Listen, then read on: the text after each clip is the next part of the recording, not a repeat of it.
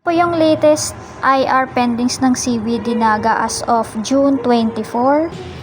Bali, ang remaining na lang po namin is yung sa IR 18808, yung too many empty storage to refill. Darating po yung stocks namin today po. Yung IR 18806 naman po na employee purchase na 16270 no approval. Approve na po ni Ma'am Cathy. And meron na po kaming attachment doon. For resolve na lang po. Ito po yung proof niya.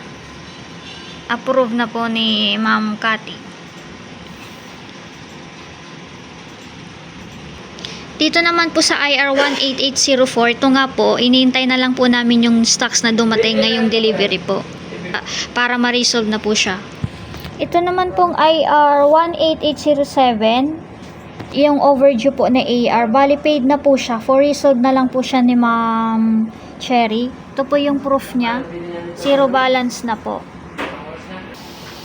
For follow-up na lang po, yung sa IR 18805, yung kay Ate Janet po na request for benefits.